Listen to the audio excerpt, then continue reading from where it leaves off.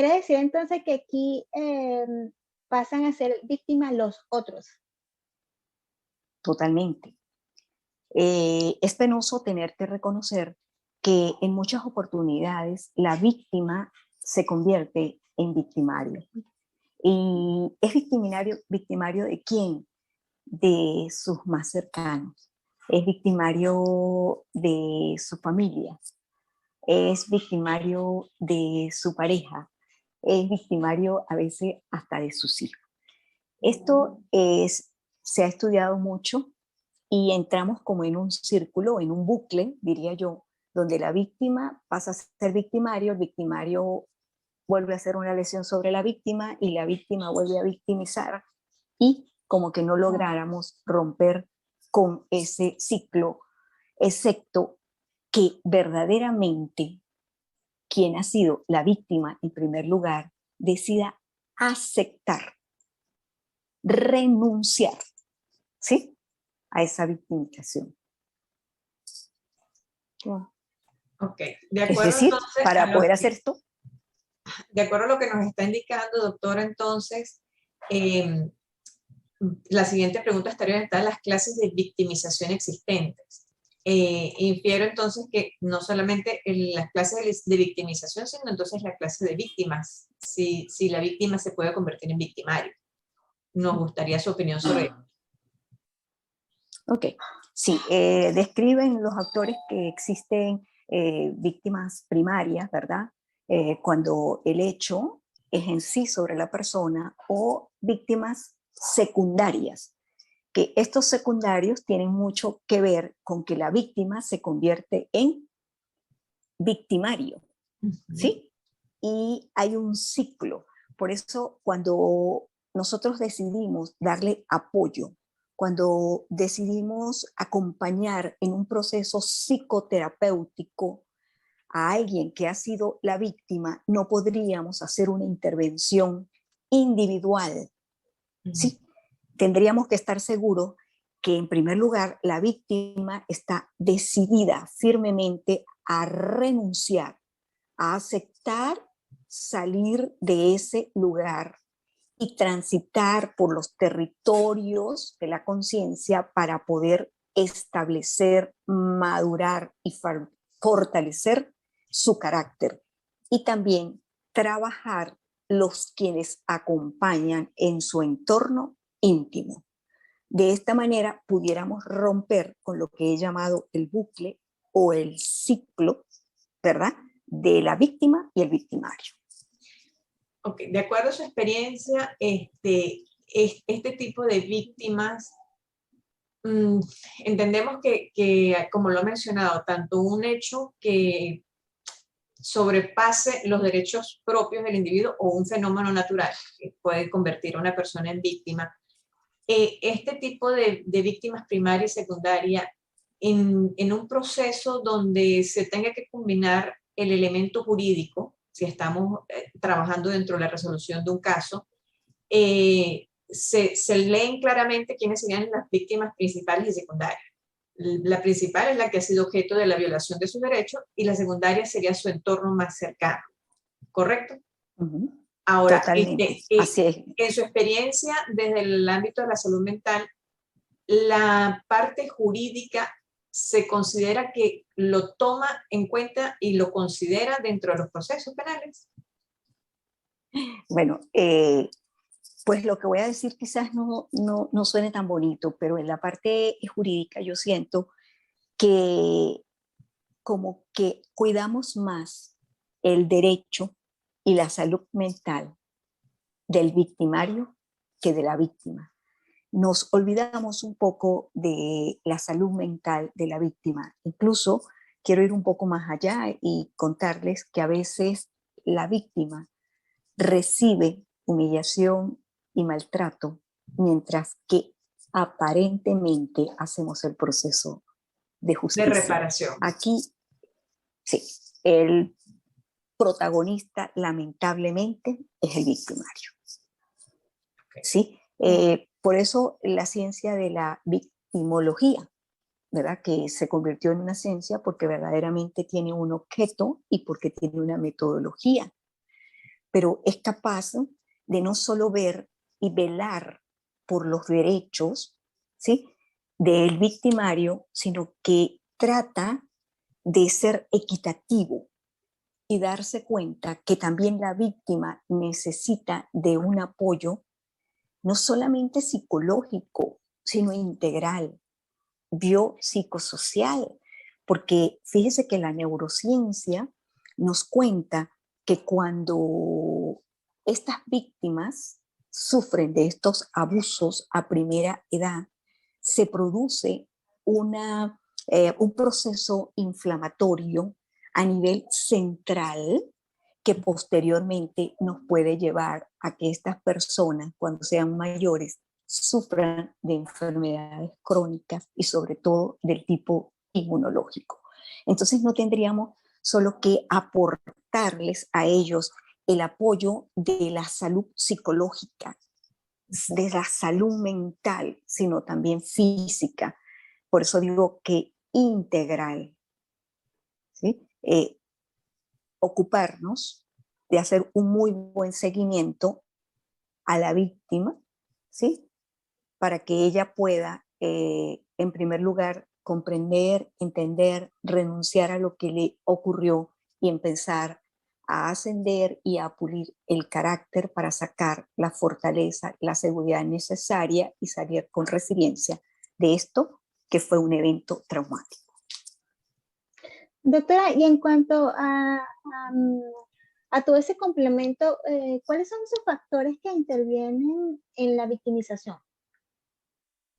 Los factores que intervienen. Bueno, en primer lugar, debería ser las características de la personalidad, ¿no?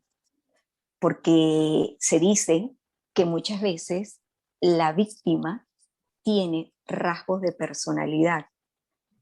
Es su manera de actuar que también es corresponsable,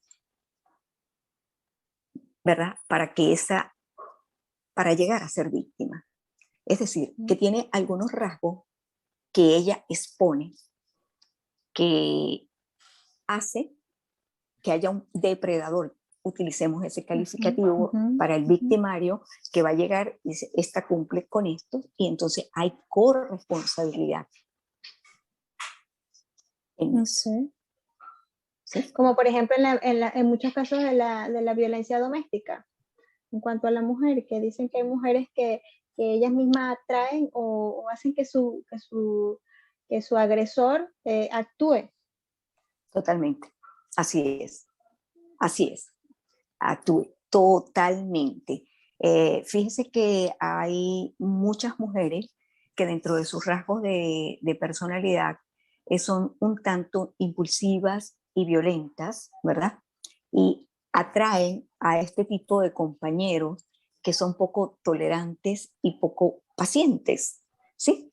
Y pues es indudablemente que no hace falta contarles que si esta persona es impulsiva, va a llevar a este que es poco tolerante a que haya una agresión física.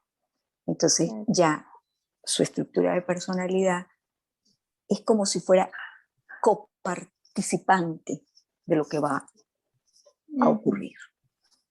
Claro, claro. Perfecto. Sí. Para ir concluyendo, doctora, con relación a este tema, ¿considera usted que el caso de la relación de la evaluación de la salud mental, el derecho, entendiéndose por derecho tanto el beneficio que debe recibir en una evaluación en un juicio, tanto víctima como victimario, existe conciencia dentro del área profesional en todos los involucrados de ese proceso? Me explico. Cuando estamos llevando este tipo de procedimientos, se considera la participación de los profesionales de la salud mental como punto de partida principal o inicial para este tipo de evaluaciones o de llegar a conclusiones. Mira, eso sería lo ideal, lo que tú estás planteando. Eso sería lo extraordinario, lo perfecto, que pudiera haber un equipo multidisciplinario, ¿sí? En el que jugara un papel predominante el médico, ¿verdad? El psicólogo, el psiquiatra.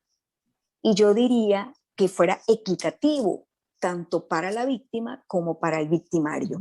Pero lamentablemente hemos confundido un poco esto y utilizamos, bueno, no utilicemos, esa no es la palabra, vamos a trabajar de la mano del psiquiatra o de la mano del psicólogo solo para que sea capaz de observar, por ejemplo, a un testigo y decir si en realidad es veraz o no es Si de veraz verdad o lo no. que dijo, pero no porque tengamos la intención de ayudar en la De salud verdad. mental tanto de la víctima como del victimario. Exacto, como usted lo dijo, Debería ser, sería lo ideal, que realmente la reparación vaya claro, en función a ese elemento, a la salud mental, porque a final de cuentas hubo una violación de un derecho que no necesariamente se repara en lo material. Estaría el elemento totalmente, del individuo, que es lo que habría que reparar. Vale. totalmente. Claudia, Sí. ¿algo más que quieras agregar? No, bueno, de verdad que muchísimas gracias por el complemento. Yo, a raíz de ir descubriendo e investigando sobre el tema, pues me llamó mucho la atención lo que nosotros por lo general vemos normal, cuando por ejemplo en nuestro vínculo familiar hay una pelea entre esposos y nosotros siempre salimos a defender a la parte femenina, pero muchas veces pues allí se invierten los papeles, ¿no? El hombre que también ha colocado dinero para la casa, es botado de la casa, le han sacado toda su vestimenta a la calle, es juzgado y sin ni siquiera detenerse también a escucharlo a él. A veces pues cambiamos ese papel, por eso le decía que muchas veces le hacía la pregunta, si nosotros a veces pues ese victimario pues invierte los papeles. Es interesante este tema, de verdad que Así sí. es, así es. Muchas veces el que tratamos como víctima, en todo caso, termina siendo el victimario. Hay que Sí, estar sí, muy sí. pendientes y siempre tratar de ser objetivo. Ambos Objetivo. necesitan ayuda, ambos necesitan ayuda, tanto el que Sí, hemos sí. decidido colocar o darle el nombre de víctima como aquel que creemos que sea el victimario. Victimario, claro, así es. Como Bueno, conclusión, doctora, creo que de repente desde el punto de vista de Claudia y mi persona que estaríamos iniciando en el área profesional en este tema, quedaría como tarea para los profesionales de la salud mental ganar terreno entonces en el espacio jurídico, en la evaluación de cómo realmente generar una reparación social que vendría siendo un beneficio a todos, de en la medida que Sí, esa persona que es víctima sane para que rompa el ciclo del bucle y seguir repitiendo. Entonces queda una tarea sí, yo, interesante de repente para el Colegio de Psicólogos y Psiquiatras de Venezuela, elevar esas inquietudes. sí, sería eso maravilloso. O sea, que no solamente nuestro trabajo sea el de ir a acompañar para decir sí o no, sino que verdaderamente hagamos un trabajo que pueda resacir, armonizar y sanar desde el punto de vista personal, tanto a la víctima como al victimario. Aquí nosotros como trabajadores de la salud mental deberíamos ser muy objetivos. ¿Sí? No importa quién haya sido el que haya hecho digamos, el delito, el evento, ambos necesitan de nuestra ayuda, sobre todo para sanar y para que tengan una vida de allí en adelante quizás más armónica, con mayor tranquilidad, con sanidad de salud mental. Perfecto. Muchísimas Bueno, gracias, de mi doctora. parte, de verdad que de mi parte también muchísimas gracias, doctora, por su tiempo, por esta entrevista corta, pero muy enriquecedora, de verdad, A muy ustedes por valiosa para... invitarme, a ustedes por invitarme, siempre para servir. En lo que pueda, aquí voy a estar. Gracias a Gracias, ustedes. doctora.